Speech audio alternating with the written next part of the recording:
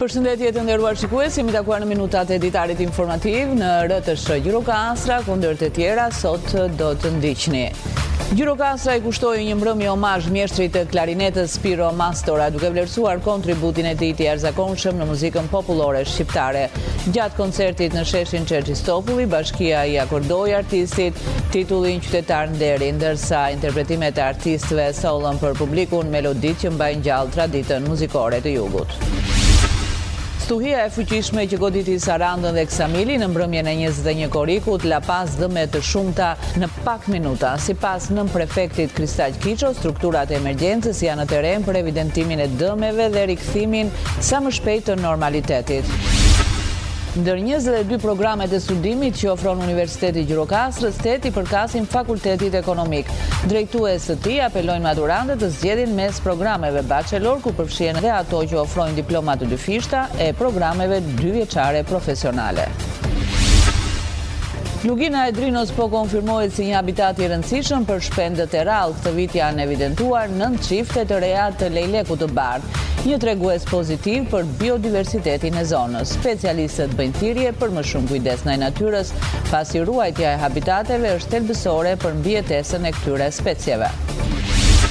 Ju njohim tani më gjerësisht 31 koriku është afati përfundimtar për regjistrimin online të nxënësve që do të nisin klasën e parë dhe klasën e 10.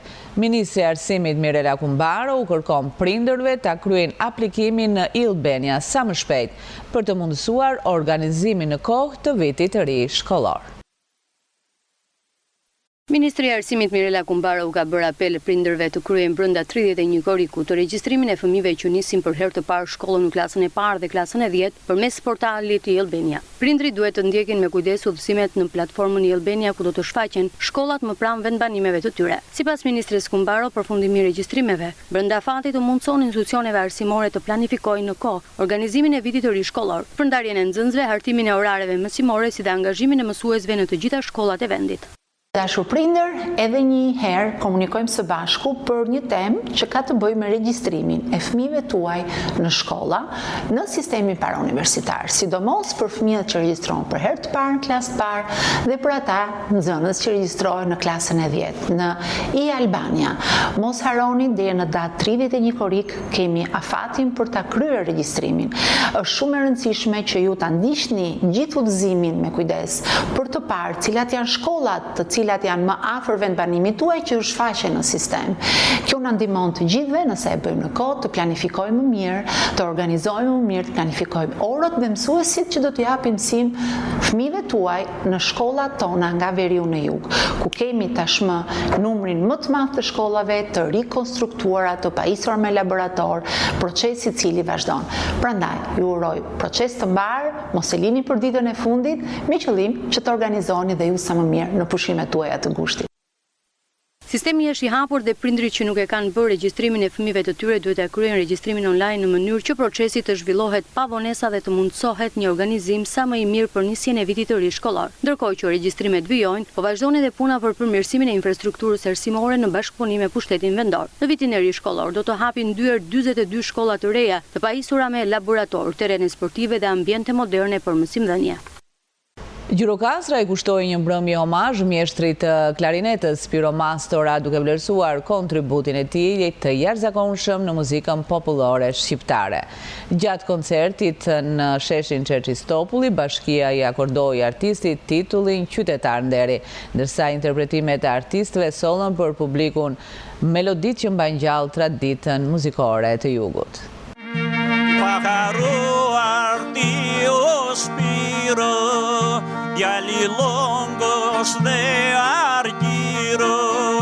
Gjirokastra i kushtoi një mbrëmje të veçantë mjeshtrit të klarinetës Spiro Mastora, një prej emrave më të spikatur të muzikës popullore. Në sheshin Çerçistopulli u zhvillua një koncert homazh ku tingujt e klarinetës sollën emocione dhe mirënjohje për artistin që i ka kushtuar jetën ruajtjes dhe promovimit të folklorit. Spiro Mastora është një nga figurat e rëndësishme të zhvillimit të muzikës instrumentale popullore për rrethin e Gjirokastrës dhe të gjerë.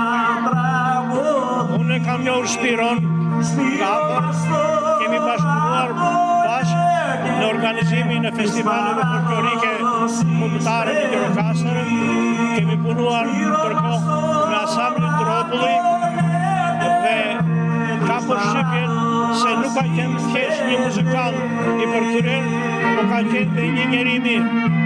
Ditë të komunikonte mirë dhe ndershëm me pjesëtarët e orkestrës që drejtonte, ditë të komunikonte mirë me muzikantët drejtues, me regjizor, me koreograf, me vallëtar dhe këngëtar. Ishte një instrumentist me horizont bashkëkombëtar, ishte një instrumentist i cili dinte të interpretonte me mjeshtri jo vetëm vallet popullore nga gjitha krajinat, por njëkohësisht dhe këngët dhe muzikën qytetare. Ndërkaq, Bashkia e Gjirokastrës i akordoi mjeshtrit të klarinetës titullin qytetar i nderit, si shenjë respekti për veprën dhe trashëgimin që ka lënë ndër vite. Është në kujtim të atij që na ka mbledhur bashkë sot, edhe që na shikon ande nga lart, edhe që është krenar.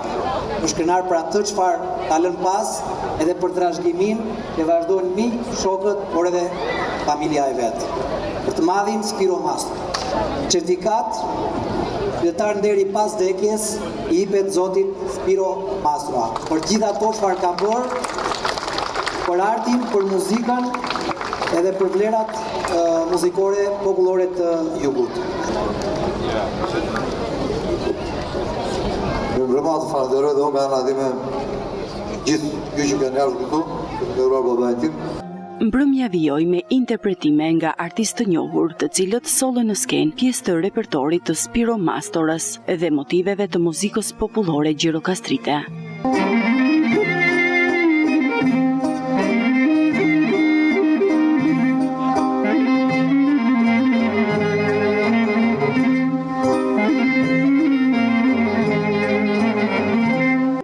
Koncerti nuk ishte vetëm një vlerësim për një artist të shquar, por edhe një mesazh për ruajtjen e trashëgimisë kulturore dhe për sjelljen e saj te brezat e rinj, duke mbajtur gjallë identitetin muzikor të Gjirokastrës dhe më gjerë.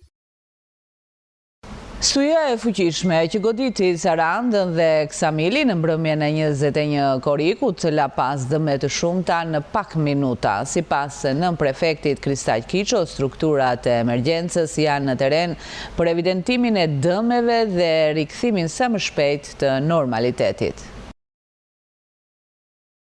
Një nga situatat më të vështira të viteve të fundit, kështu e cilëson prefekti i Sarandës Kristaq Kiço studinë e fuqishme që goditi Sarandën dhe Ksamilin në mbrëmjen e 21 korikut, duke shkaktuar dëme të konsiderueshme në vetëm pak minuta. Sipas nënprefektit Kiço, bilanci i dëmeve vijon të përditësohet ndërsa grupet në terren po bëjnë evidentimin e plotë të tyre. Është e parë domethënë që ndeshim një situatë të tillë, një ciklon të tillë, e cila edhe pse kaloi për një kohë fare të shkurtër, me disa minutësh ishte me pasoja të rënda për bashkinë e Sarandës. Menjëherë pas tuhis u angazhuan të gjitha strukturat e emergjencave, ndërmarrjet e shërbimeve OSHE dhe shoqëria rajonale e ujësillësit për të rikthyer normalitetin. Në mbështetje të tyre janë vënë edhe forca e mjetet të ushtrisë, ndërsa puna për pastrimin e zonave të prekura për riparimin e dëmeve vijon pa ndërprerje.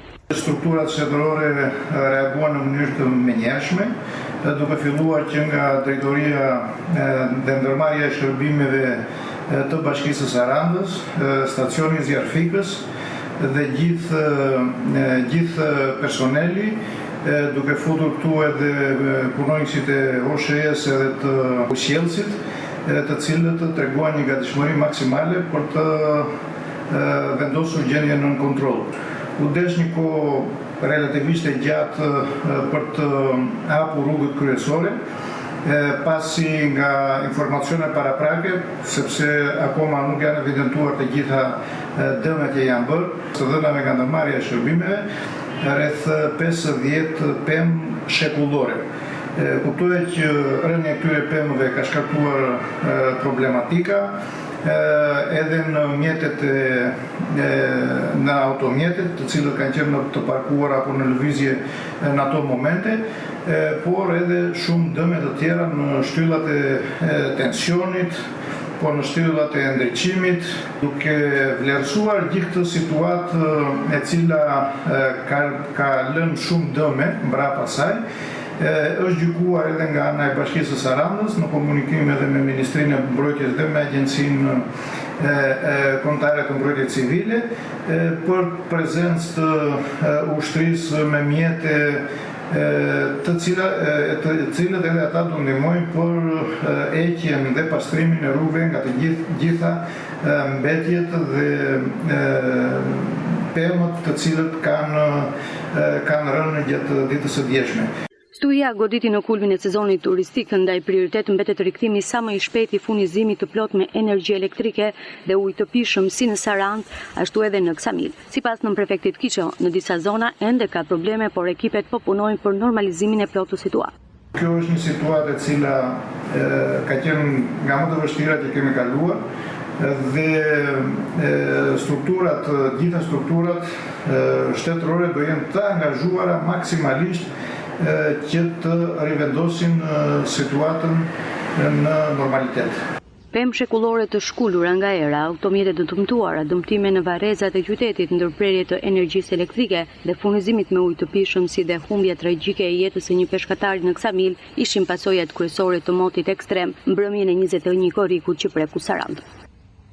Ndër 22 programet e studimit që ofron Universiteti i Gjirokastrës, 8 i përkasin fakultetit ekonomik. Drejtues të tij apelojnë maturantët të zgjedhin në mes programeve bachelor ku përfshihen dhe ato që ofrojnë diploma të 2 fishta, por edhe programet 2 vjeçare profesionale.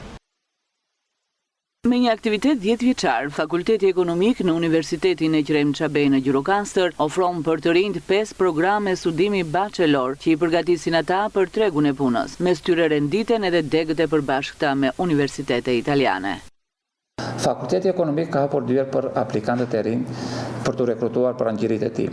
Aktualisht Fakulteti Ekonomik ofron këto programe bachelor, kontabilitet, financë, administrim publik dhe turizëm, të cilët bëjnë të mundur përgatitjen e studentëve për tregun e punës. Gjithashtu Fakulteti Ekonomik ofron edhe 2 programe bachelor të përbashkët me 2 universitete italiane, në menaxhim digjital me Universitetin e Salentos dhe menaxhim i turizmit të qëndrueshëm me Universitetin e Molisës, të cilët u ofrojnë një mundësi jashtëzakonisht të shkëlqyer studentëve për të diplomuar dhe për të marrë një diplomë në tregun evropian. Në listën e programeve të këtij fakulteti renditen edhe programe 2 vjeçare profesionale. U krijon mundësi së atyre maturantëve të cilët nuk plotësojnë dot kriterin e notës mesatare për të aderuar në bachelor, për të zgjedhur një nga degët profesionale, siç janë ndihmës ekonomist, asistent administrativ dhe asistent menaxher në shërbime turistike, të cilat duhet të theksoj që janë 3 degë jashtëzakonisht të mira, sepse po formojnë një staf jashtëzakonisht të mirë për tregun e punës. Fakulteti Ekonomik është i hapur kundrejt gjithë maturantëve të rinj, duke ofruar cilësi në arsimin e lartë, duke ofruar mbështetje dhe duke ofruar mundësi dhe mobiliteti i studentëve për të lëvizur me të gjitha ato universitete partnere të cilën ne kemi marrëveshje. Ndër vite, pedagogët e këtij fakulteti kanë punuar për ngritjen e tyre profesionale. Sot 75% e stafit akademik janë pajisur me tituj dhe grada shkencore, ndërsa 25% është në proces doktorature. Falja e kamatvonesave për detyrimet e prapambetura ka rritur interesin e qytetarëve për shlyerjen e sigurimeve shoqërore. Në Gjirokastër, numri i kontribuesve është rritur me 40% krahasuar me të njëjtën periudhë të vitit të kaluar. Specialistët u bëjnë thirrje qytetarëve të përfitojnë nga kjo mundësi e vlefshme deri në fund të dhjetorit 2026. Gjatë kësaj periudhe, në Drejtorinë Rajonale të Sigurimeve Shoqërore në Gjirokastër ka patur një interes të lartë nga kontribuesit për pagesën e sigurimeve. Sipas specialistëve të kësaj drejtorie, kjo rritje ka ardhur si pasojë e faljes së kamatvonesave e cila ka hyrë në fuqi më 1 janar të 2026-s. Të vetë punësuarit në bujqësi patën një amnisti tek kamata. Vitet nga 93-shin deri në 2024 u falën kamatvonesat. Duke u falur kamatvonesat, zgjoi dhe interesin të gjithë kontingjentit, këtij kontingjentit. Dhe ata që janë shkëputur nga skema të vetë punësuarve në bujqësi, që do të thotë, për shembull, ishin me gjendje civile në fshat, marrim një zonë Antigonen, dhe ikën në Tiranë. Vitet 93 deri në 2008 supozim, që kishin kushtet, erdhën dhe i plotësuan. Kjo për ne bëri bum, pra solli të ardhura, për ata plotësoi vjetërsi në punë. Kontribuesit kanë të drejtë të përfitojnë nga falja e kamat vonesave deri në dhjetor të vitit 2026. Falja e kamatës si lajm u bën në shkurt, por që nga 1 janari i lindi e drejta e 2026 dhe zgjat deri në 31 dhjetor të 2026. Pra gjithë viti 2026 e ka këtë benefit. Nga fillimi i këtij viti e deri më tani, pranë Drejtorisë Rajonale të Sigurimeve Shoqërore në Gjirokastër, është regjistruar një rritje prej 40% e numrit të kontribuesve, krahasuar me të njëjtën periudhë të vitit të kaluar. Lugina e Drinos po konfirmohet si një habitat i rëndësishëm për shpendët e rrallë. Këtë vit janë evidentuar 9 çifte të reja të lejlekut të bardh, një tregues pozitiv për biodiversitetin e zonës. Specialistët bëjnë thirrje për më shumë kujdes ndaj natyrës, pasi ruajtja e habitateve është thelbësore për mbijetesën e këtyre specieve. Në luginën e Drinos natyra vijon të jap shenja pozitive. Shpend të rrallë, mes tyre dhe specie të rrezikuara kanë zgjedhur sërish këtë zonë për të ndërtuar folet e tyre. Një prej tyre është lejleku i bardh, i cili sipas të dhënave të këtij viti është tuar me 9 çifte të reja, një tregues i përmirësimit të habitatit dhe kujdesit të treguar ndër vite për mbrojtjen e kësaj pasurie natyrore. Sipas ambientalistit Grigor Dushi, lugina e Drinos ofron kushte të favorshme për folizimin dhe ushqimin e këtyre shpendëve, ndërsa rritja e numrit të tyre dëshmon se masat për ruajtjen e biodiversitetit kanë dhënë rezultate. Kemi një rritje të konsiderueshme të lejlekut, kemi shumë çifte të cilat kanë ardhur për të folizuar edhe gjatë kësaj periudhe të folizimit në qarkun e Gjirokastrës, në luginën e Drinos, rreth 9 çifte folizimi. Bile dhe këta të rinj si vjet shikojmë që kanë prioritet për të shtuar folet. Lugina e Drinos me sa duket avash avash po shndërrohet në luginën e lejlekut dhe jep një rritje të madhe biodiversitetit në zonë, duke e futur këtë shpend të rrallë pjesë të këtij ekosistemi. Prania lejlekëve dhe shpendëve të tjerë të rrallë ka kthyer luginën e Drinos edhe në një destinacion tërheqës për turistët dhe studiuesit e natyrës. Vizitorëve ndase të huaj ndalojnë për të vëzhguar këtë specie në habitatin e tyre natyror, duke i dhënë zonës edhe një vlerë të shtuar për turizmin e qëndrueshëm. Kundrimi i shpendëve është pjesë e turizmit elitar, sidomos për shpendët e rrallë. Bashkia Dropull për këtë punë kanë ndërtuar një kull vrojtimi shpendësh që është në Peshkupi, me qenë se Peshkupia është pjesë e kanalit dhe korridorit lëvizjes të shpendëve shtektar. Përveç se shpendëve që folizojnë, neve mund të shikojmë nga ajo kull edhe shpendët të cilët janë kaliptar.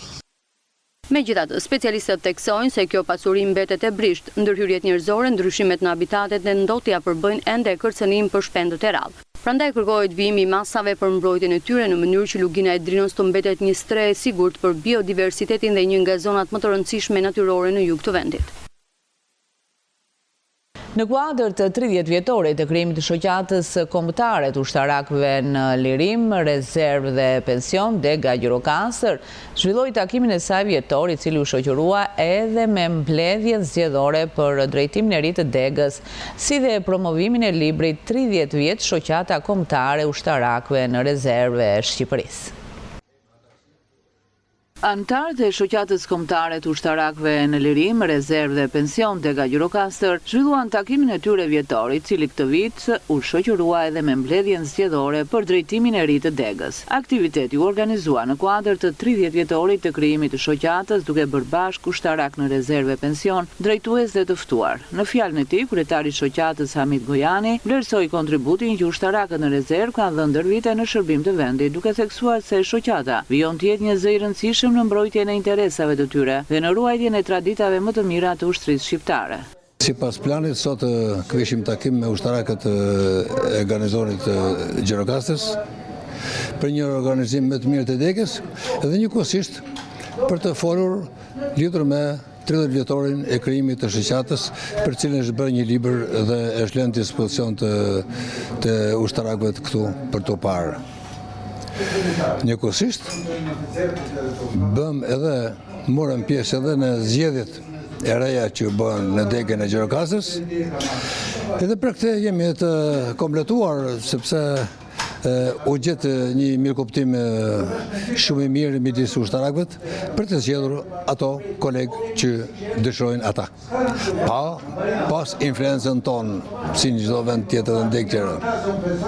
Mendojmë që ushtarakët e garnizonet të Gjirokastrës, këto në rezervë dhe pension, do të ketë një organizim më të mirë tani tutje, edhe me një përparësi në evente të më të rëndësishme, qoftë misionet e degës, shoqatës kombëtare të ushtarakëve në rezervë, njëkohësisht edhe për evente të tjera që lidhen me simbolet e luftës nacionale shqiptare, duke pasur parasysh problemet e edukimit patriotik në vend. Gjatë takimit u zhvilluan edhe zgjedhjet për struktura drejtuese të degës së Gjirokastrës, si dhe promovimi i librit 30 vjet shoqata kombëtare ushtarakëve në rezervë Shqipërisë, një botim që pasqyron historikun, aktivitetin dhe kontributin e shoqatës kombëtare të ushtarakëve në lirim, rezervë dhe pension gjatë 3 dekadave të saj. Përfunduam këtu të nderuar shikues, ishte gjithçka e përgatitur nga gazetarët tanë për këtë ditar informativ në RTS Gjirokastra. Ndahemi bashkë, Miruta Kopshi.